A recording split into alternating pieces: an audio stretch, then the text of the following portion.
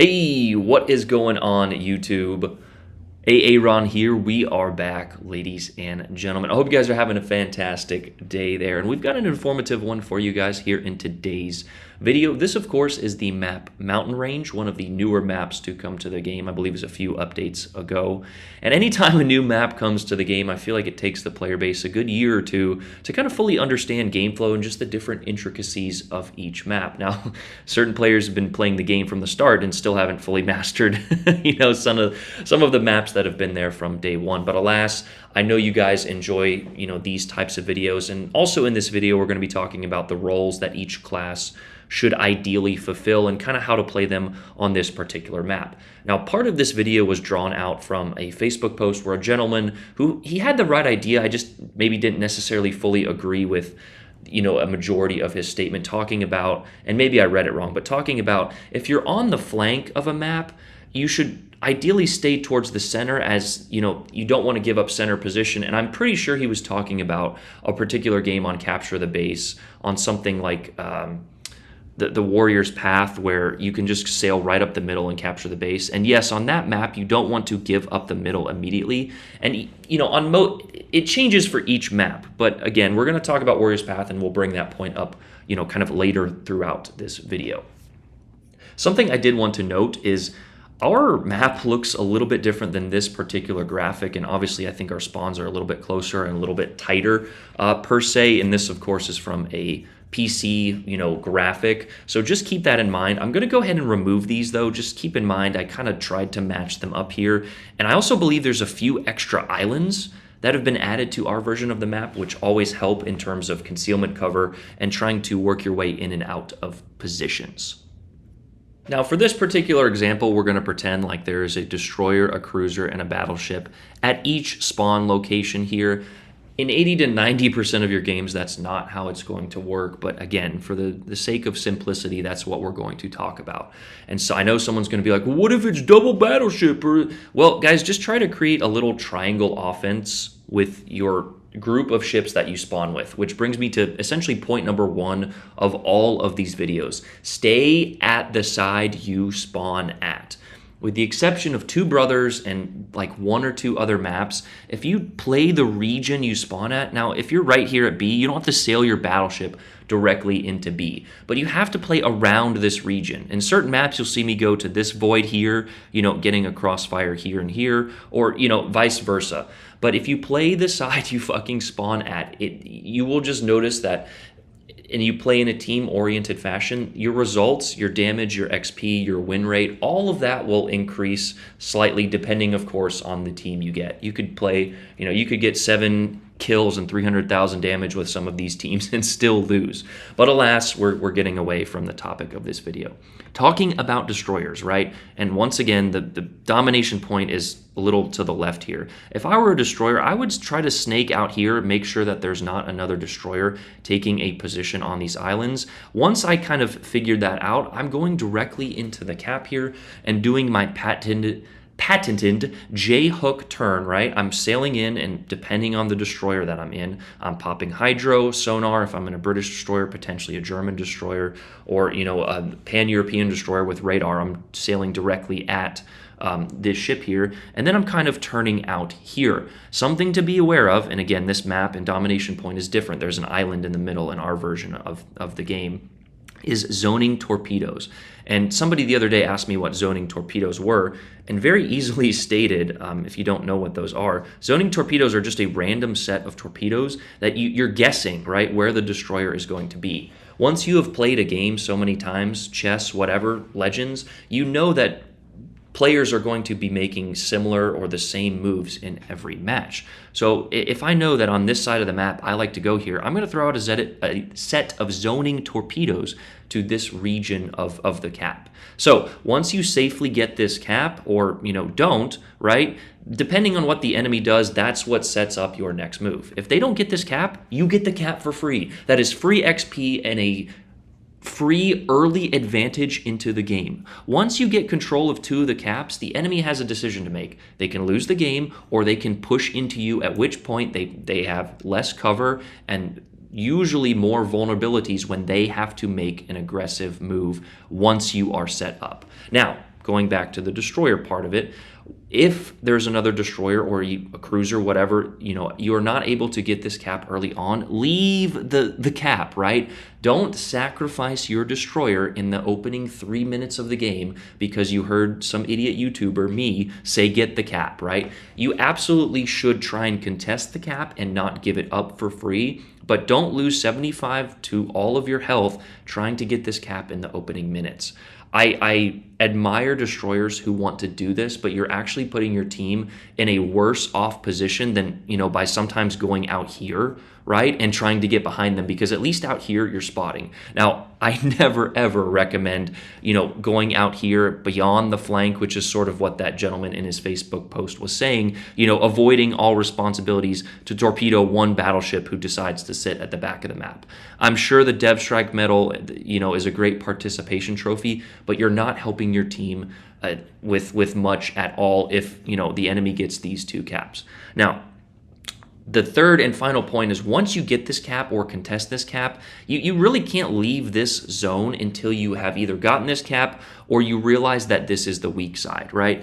In the video that I'm going to reference, and I'm going to put up a few screenshots, a majority of my team, we actually spawn on this side, moves, like 6 of them move over to this cap. So if you're a destroyer over here on this cap, right, set up some crossfire torpedoes, or maybe even go over to the Bravo cap. In the game that I'm, again, referencing, the Bravo cap was left open for like half of the game. So if you can't initially get your cap, and you see that another cap is open, get that cap and then, crossfire and basically prevent the enemy push.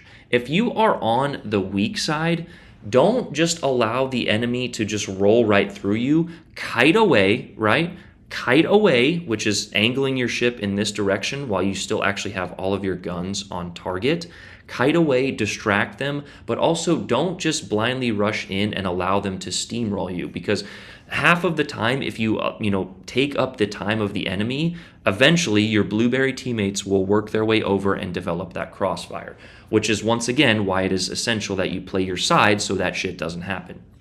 But anyway, we're going to go ahead and move on to the cruiser portion of this particular, and again, we're kind of focusing on A here, but a lot of these principles apply to each section of the map, right? So if I'm a cruiser, I'm initially, depending on the cruiser I'm in, if I'm a radar cruiser, and again, our domination point is more over towards these set of islands, I am straight lining it for one of these islands here. Depending on your concealment and the cruiser that you're in, even if I'm in potential like an Agile or a French cruiser where I'm, your responsibility is DPM, using these islands for cover out here is just going to be far more beneficial than kind of sitting in open water or especially rushing straight into the cap. But sitting at these, kind of islands here and developing a little bit of a crossfire, depending on the range of your cruiser, in our version of the game, some ships like to come around this end and kind of face into this little section of the cap here.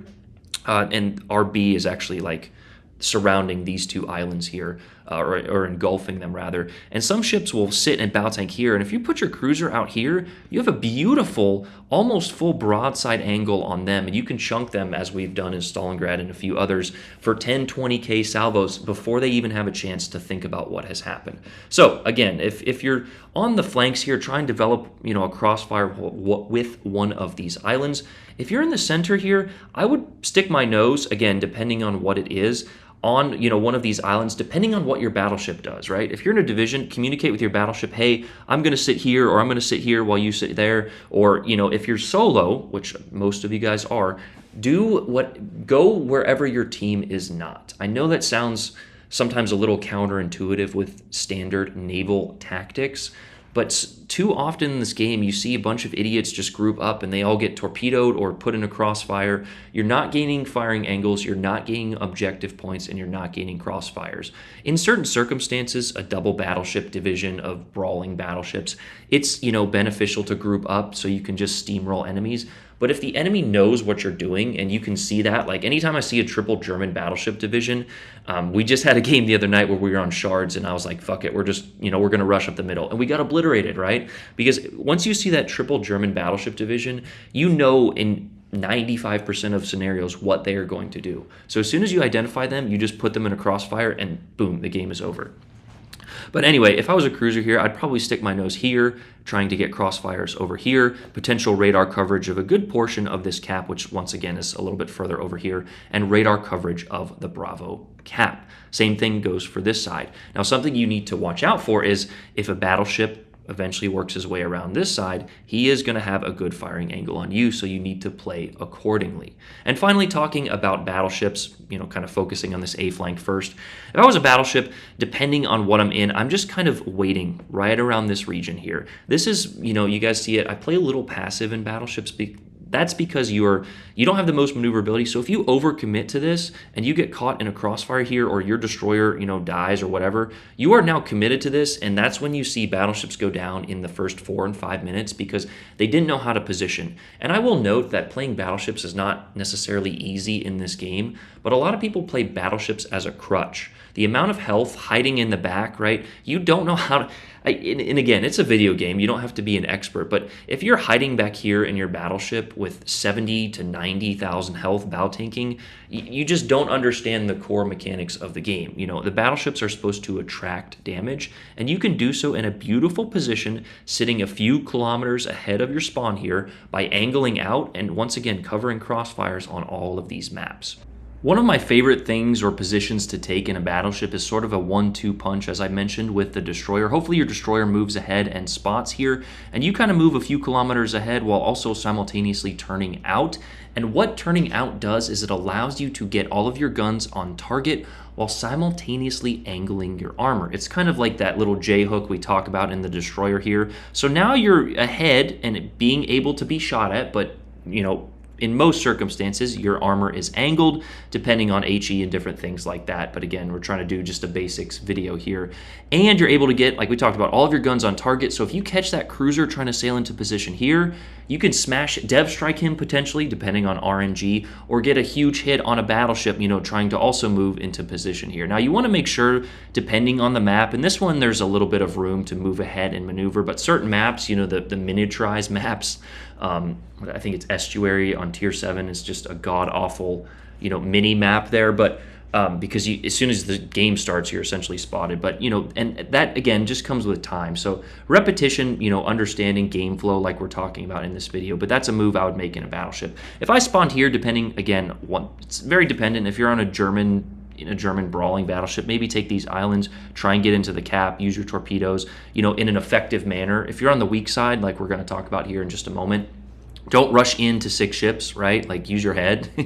But also maybe I sit over here in this position, like angle out in this position right here, and get the crossfires, on the ships moving over to this side, while also maybe holding off a little bit of this flank. And then if my team wins, I'm able to easily push on through into the center, which brings me to the next point, right? Once you have won your flank, do something effective for your team. This is the part of the game where I think players understand potentially playing their flank and winning their side, but after that, they rush aimlessly in, right? If you have 2 caps, the enemy has to come to you, as we stated in the beginning of this video. So don't blindly push into them. I've seen it far too often where teams just give up their advantages because they want to chase, 30,000 damage to the corner of the map, and they end up dying and they end up losing. If you want to see your win rate increase from 50, 55 up to 60, maybe even 65 with a few friends, you have to win the second 5 minutes of the game, right? The opening 5 minutes is playing your side, getting those eliminations, getting the cap. The second 5 minutes, and honestly the final 5 minutes of the match is dependent on, reading game flow and seeing what your team needs. And if I was a battleship, I would try and put myself potentially out here, again, developing that crossfire. And here, let's copy, yeah. So, is that a different color? I think it is. But anyway, talking about the triangle offense, right? If I put my cruisers right here, and I put my battleship somewhere out in this region, right? And you put your destroyer right there, what is that? It's a triangle! And that's what I talk about often with the triangle offense. Now, there is an island here for our version of the game. So if a destroyer, pushes in and uses that island, he is protected. However, if your destroyer spots the enemy destroyer, now he basically doesn't have anywhere to turn. If he turns left, right, the battleship has him. If he turns right, the cruiser has him. On top of that, your destroyer should also be shooting. Again, it's very situation dependent, but this is why it's very important to set up these crossfires instead of being, right, if your battleship follows you into here, you have the same angles, okay? Yes, you guys are battle tanking and protected from the left, but you're also not developing any additional crossfires. So if you know how to angle and you know how to turn out, you can develop huge advantages for your team. But finishing talking about position here, if I was a battleship on this flank, I'd potentially snake myself over to this way, depending on where, my cruiser was. If I was, a fast cruiser, I'd probably put myself on this flank. So if I'm a battleship, I might sit nose in on this island. Again, the islands and all of the situations that, each game is going to give you a different situation. So if you're on the weak side, and this is kind of one of the final points that I want to talk about, and we've mentioned it briefly, if you're on the weak side over here on this flank, and you see that you're being pushed, like let's say that your silly goose teammate leaves you on this flank, right? And now it's just like a 2-on-1 or a 2-on-3, similar to the Scharnhorst video, which I will actually link in this video if you guys want to watch how to manage your engagements. If you know that you're going to be overrun, put yourself in a defensive position, right? That defensive kiting position when you're angled out, which is kind of what I put my battleship in the opening moments of the game, allows you to safely escape, right? As you can go a lot faster forward than you can in reverse, while simultaneously angling your armor and also getting all of your guns on target. On top of that, if you put your ship in this direction, now if your idiot teammates who realize that they left you on the weak side, they have nothing else to shoot at, they're like, oh, ship's over here, and look, they have the broadsides. So kiting out when the situation calls for it is absolutely essential. Now, and this is, again, we're moving into advanced tactics, but once you have kited out and you see that the enemy is no longer chasing you, return to this position, right? Maybe move a little this way, go back to this C flank and either get the cap, or now you have their broadsides, right? Let's say this enemy's pushing this way and they're like, oh, I see ships over here because I'm a dumb red teammate or blue teammate, depending on who you're looking at. And you're over here, now you have access to their broadsides. A lot of this game is like, chess. It's chess with a little bit of geometry, okay? You're trying to develop that crossfire and those angles. And even if you're in a destroyer, this still works, right? Because now you can send your torpedoes and they have to sail essentially in a straight line, which, as we know, is never a great idea. But that is kind of the basics of this map and developing crossfires. And you can apply this to pretty much 90% of the maps in this game, with the exception of ones like Two Brothers, and maps like Atlantic have a giant ass island in the middle here. But play off of those islands without getting too much of a flank, going back to the post that the gentleman made on his video, right? If you're a destroyer, you don't want to just aimlessly sail up like this line with avoiding the cap, right? Trying to get torpedoes on battleships over here. You're not doing your team any favors. Yes, you may get a dev strike, you may place like 3rd or 4th on the XP leaderboard, but with how just fast and silly some of these games go, it's not like it's not a brag to say that you got 2nd or 3rd, on the team.